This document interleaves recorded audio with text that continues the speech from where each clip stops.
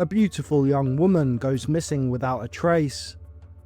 Rumours of drug debt and murder. And a police force slow to react. What happened to Lana Purcell?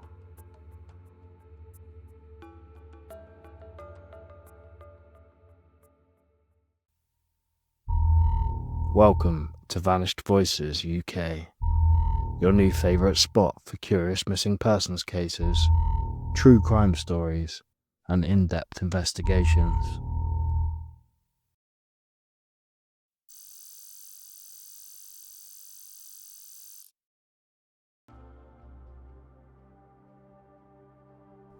The mysterious disappearance of Lana Purcell, a young woman taken advantage of by drug dealers.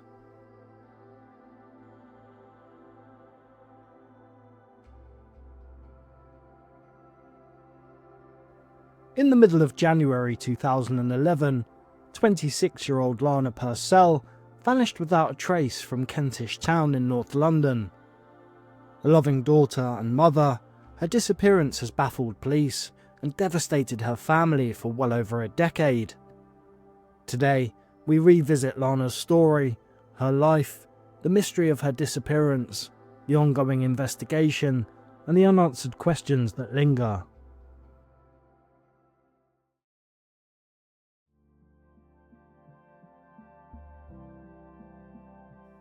Lana Purcell was raised in the Gospel Oak area of North London, growing up on Queen's Crescent and attending the local Parliament Hill Secondary School.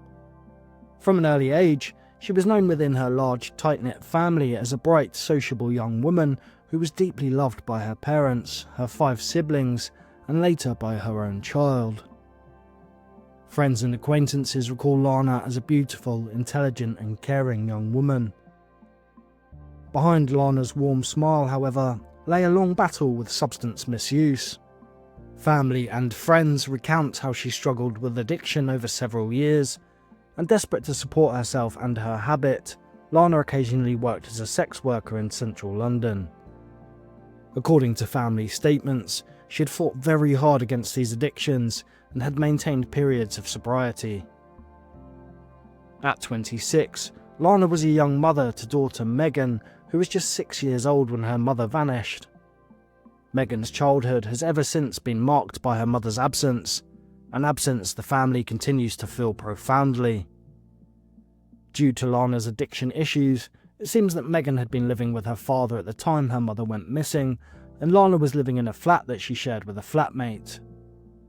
Her sisters Davina and Lucy state that, despite an addiction to hard drugs, she had run a well-kept home.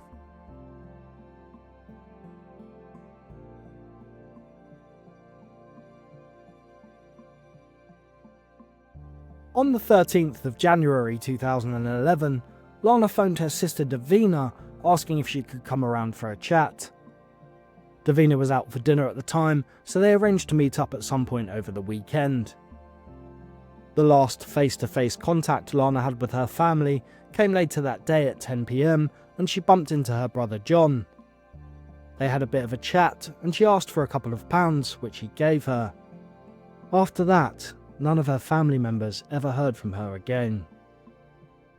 On Sunday the 16th, a friend of Lana's called her sister asking if she had been seen. Davina wondered why they had rang and contacted another friend of her sister's whose flat she would often stay at and whose bank account she had her benefits paid into. The friend said that they hadn't seen her, but she was bound to come by on the Wednesday to collect the money that had been paid into her account, says Davina. The last confirmed sighting of Lana Purcell occurred on or about the 17th of January when she was seen near Wellesley Road in Kentish Town, just a short walk from the flat she shared with a friend. On Wednesday the 19th, Davina spoke to the friend who allowed Lana to stay over and use their bank account. They said that they hadn't seen or heard from her, so Davina called the police and made a missing person report.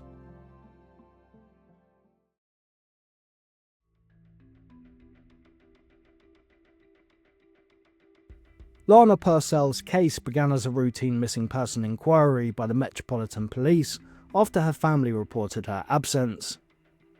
Family members would later suggest that they didn't believe the investigation had been taken seriously due to her lifestyle. This is a reoccurring theme that we've seen in other cases where women have struggled with addiction and/or have had to rely on sex work to survive. While the police said that they had carried out CCTV and phone data investigations, Lana's family recalled that the police did not seem to be doing much at all. This was also later corroborated by a journalist who saw posters of Lana in a pub and was surprised he hadn't heard of her case. When he did some digging, he found out that the police had done little to nothing to try and locate her. In October 2012, Lana's relatives publicly urged Camden Police to transfer her case to the Specialist Crime Unit, arguing that 21 months after her disappearance, enough time had passed to warrant forensic examination, re-interviews of witnesses, and criminal investigative techniques. The police responded that while the case remained under constant review, it was still being handled as a missing person inquiry and had not yet been escalated to a homicide-level investigation. In February 2014, detectives from the Met Police Homicide and Serious Crime Command reviewed her file, marking the first formal involvement of specialist homicide teams in her disappearance. In March 2016, specialist homicide detectives carried out fingertip searches of 2 properties on the Wellesley Road estate in Gospel Oak, locations Lana was known to frequent. They also conducted extensive forensic examinations of an adjacent underground car park. Yet, even after days of work and warrants executed on multiple flats, no arrests resulted. A full review by the Specialist Crime Command in April 2020 re-examined every piece of evidence and revisited witnesses. Detective Inspector Mike Stubbins, now leading the investigation, urged anyone with information to come forward, describing such a tip as a potential golden nugget that could finally unlock Lana's fate. In September 2020, the Met announced a £20,000 reward for information leading to Lana's whereabouts or to an arrest and conviction. Despite this incentive and refreshed media appeals, no breakthrough has yet emerged. By early 2021, a dedicated cold case murder team had assumed responsibility of Lana's case, maintaining that Lana may have been murdered and emphasising that people change, allegiances change, and they believe that this can and will happen with Lana's case. But still, no suspects have been publicly named or charged.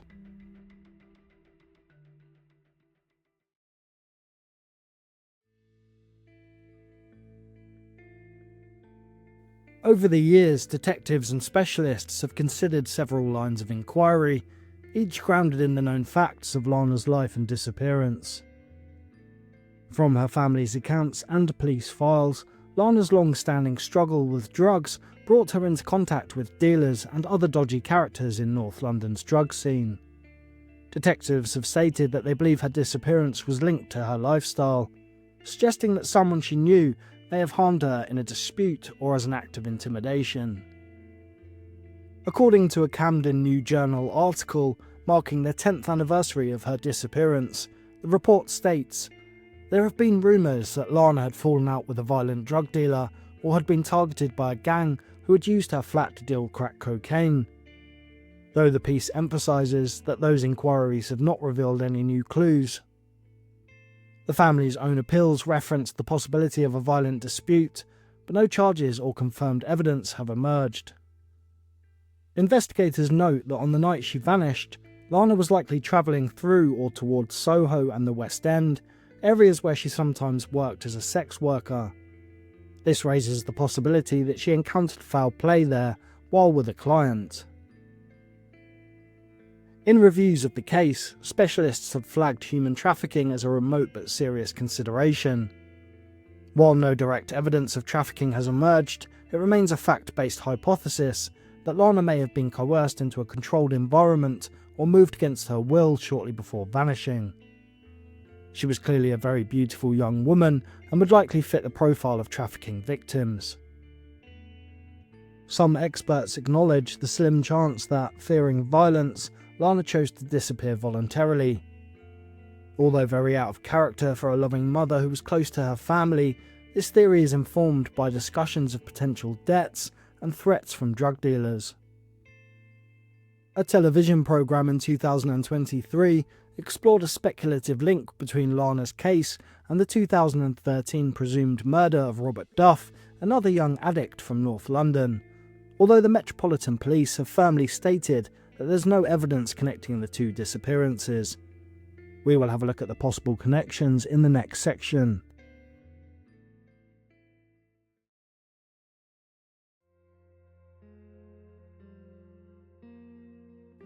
The Channel 4 series mentioned briefly before, called In the Footsteps of Killers, featuring criminologist Professor David Wilson and actress Emilia Fox, devoted an episode to Robert's case, but did look into Lana's case to see if there was a connection. Robert Duff was a 37-year-old father of two, educated at William Ellis School, who lived in Kilburn at the time of his disappearance. He worked as a metal engineer by day and under the name of DJ Flight spun decks in Camden Town clubs in his spare time. Like Lana, Robert battled with substance misuse. Investigators noted that he moved in some of the same circles as Lana, frequenting areas such as Kentish Town, Camden Town, Holloway and Archway. However, it seems as though Robert was more of a functioning addict with a steady job and enough money to fund his habit. The final known recording of Robert Duff came at an ATM on Holloway Road. He was captured there on CCTV at around midday on the 12th of January 2013. He had spoken to his daughter a few times that day as she prepared to leave the house to celebrate her birthday. Later that evening, he accidentally left a voicemail message on Stephanie's phone, which recorded numerous voices, including a woman telling what she believed to be a dog to sit, and the voice of a man. She also heard her dad saying, "Sorry gal," a few times. Sadly, this voicemail was lost and couldn't be recovered by police. Robert's family raised the alarm the following day when he failed to attend his daughter's 18th birthday celebration. The investigation, again, just like Lana's, didn't seem to gain much traction at first, and his mother believed that the police did not take the missing person report seriously, and she was allegedly told that they had 20 other missing person reports to deal with.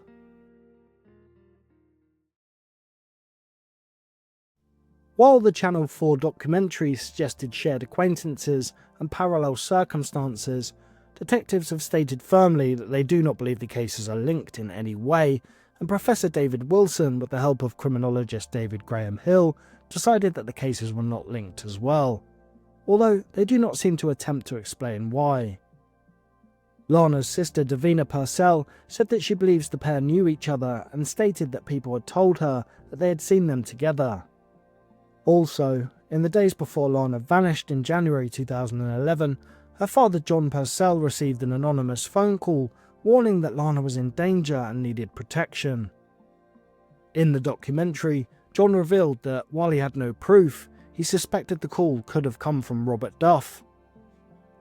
If Robert made that call, it suggests he was aware of threats against Lana before she disappeared, though no corroborating evidence has yet emerged. In this documentary, Professor Wilson spoke to Robert's daughters, and when he spoke to Robert's younger daughter Charlotte, she said that while putting up posters, a homeless man had approached her and told her that he overheard a woman discussing what happened to her father. He said that Robert had an altercation at a flat and was subsequently killed, dismembered and taken to a pig farm in Epping Forest.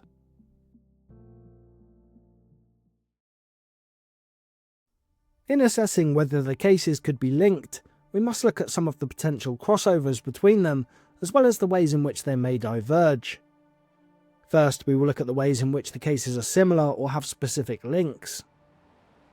Both Robert and Lana were North London residents who struggled with addiction and seemed to have, at the very least, overlapping social networks.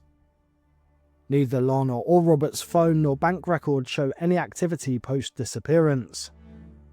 They have both been presumed murdered, which means that they were also hidden well by their killers.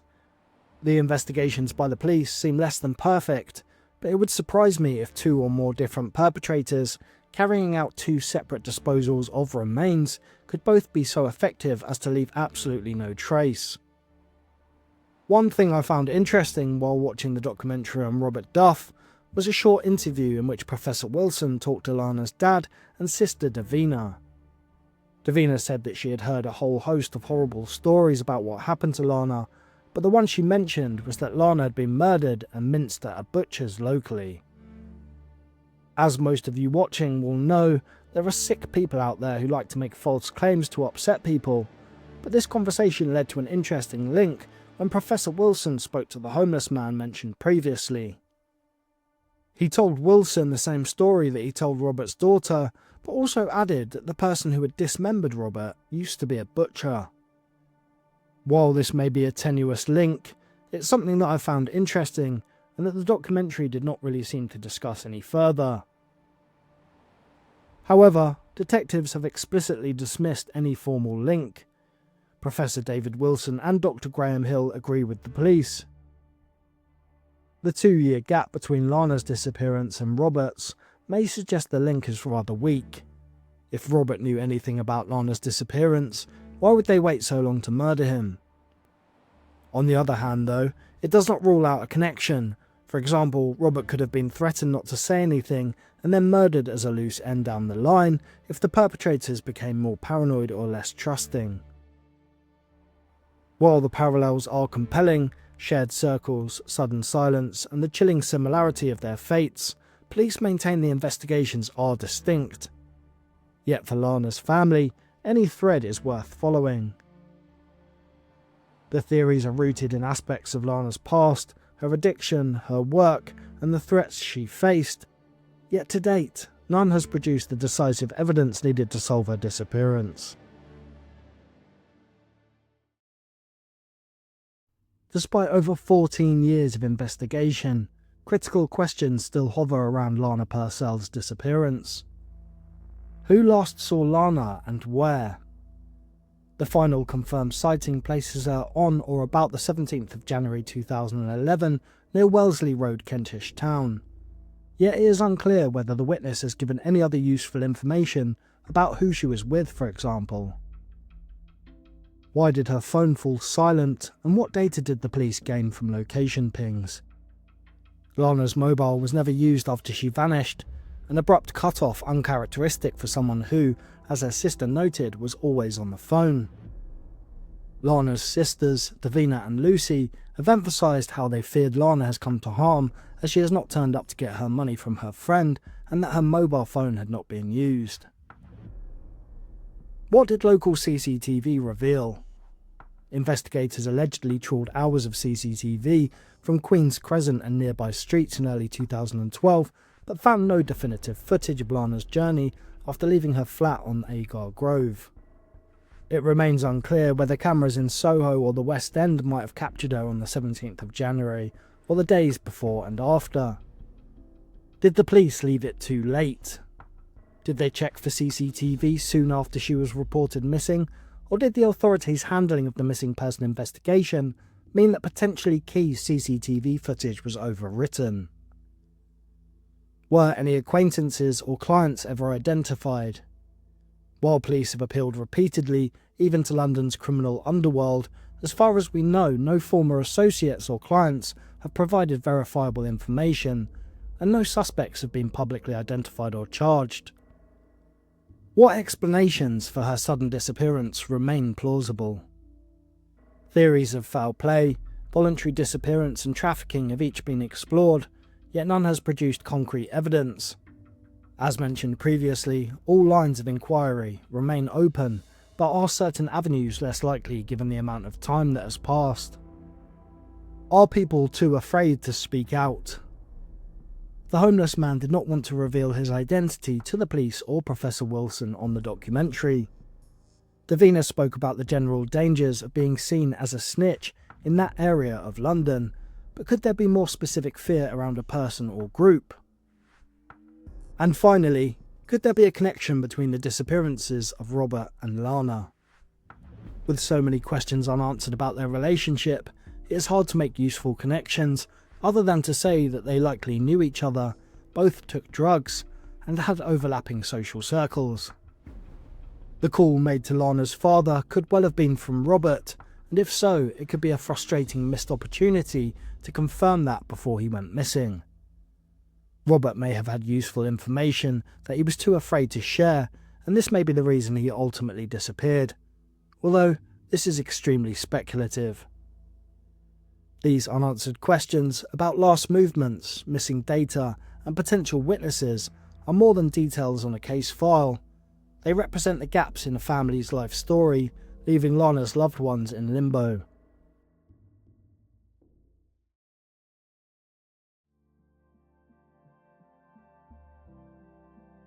In the years since Lana Purcell vanished, her family and local community members have mobilised tirelessly, driven by hope and the belief that someone, somewhere, holds the answer. On the 10th anniversary of Lana's disappearance, Sister Davina renewed the family's appeal. She said, "It has been 10 years since we last saw Lana, and that is just too long. How can someone live with themselves knowing that they hold the key to what has happened to my sister? Someone out there knows what happened, and we are desperate for any information that can finally give us some peace." Lana's daughter, Megan, who was just 6 years old when her mother disappeared, and 14 when she spoke to the Camden New Journal, offered a moving appeal on behalf of her family. She said, "I often wonder if I walked past my mum in the street, would I even recognise her? I have heard lovely memories people had of her. Somebody must know something." Megan expressed her frustration that sometimes she feels like her mum's life has been treated as if it were less important than someone else's. She also said, "If I could get a message to my mum, I'd just say please, please phone or write to let us know that you're all right." The UK charity Missing People continues to manage Lana's case, reference 11-000295, supplying posters, social media campaigns, and a 24-hour helpline for tips. Their message to Lana is clear: "Lana, we are here for you whenever you are ready. We can listen, pass a message for you, and help you to be safe." Family, friends, and local volunteers have plastered posters throughout Kentish Town and neighbouring boroughs, sharing Lana's story via WhatsApp and local Facebook groups. Local newspapers like the Westminster Extra and Camden New Journal have carried out regular updates, keeping Lana's name in print to remind the public that the search and hope continues.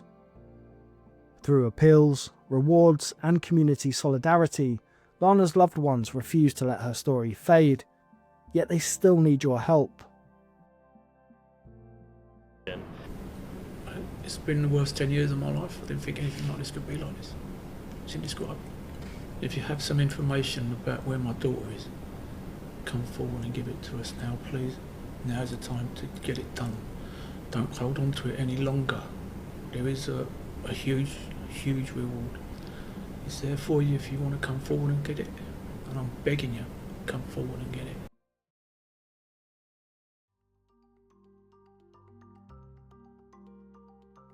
After more than 14 years, Lana Purcell's disappearance remains a mystery. If you have any information, no matter how small or insignificant it may seem, you could help bring her family the answers they desperately need. You can contact the Metropolitan Police, call the incident room on 020-8345-1570 or dial 101 quoting Operation Kaggle. Alternatively, you can call Crime Stoppers completely anonymously on 0800 555 111. And finally, report a sighting or share information via the Missing People helpline. Call or text 116000 quoting reference 11-000295. Every tip can be the one that changes everything. Please, if you know anything at all, come forward today. All these years later, Lana's loved ones still hold on to hope. Every new share, every fresh tip could be the one that ends this family's long wait for answers. Let's keep her case in the public eye and help her family bring Lana home. While this documentary looks to concentrate on Lana's case, Robert Duff has also never been found, and he also has a beautiful family who love him and who deserves answers. Let's keep asking questions until the truth comes out.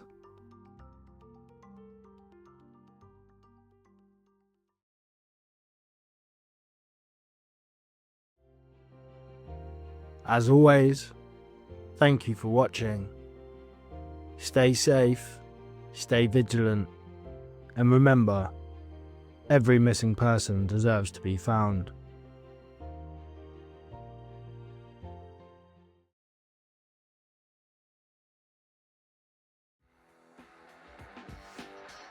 Like, comment and subscribe to see more new and cold missing persons cases from the UK.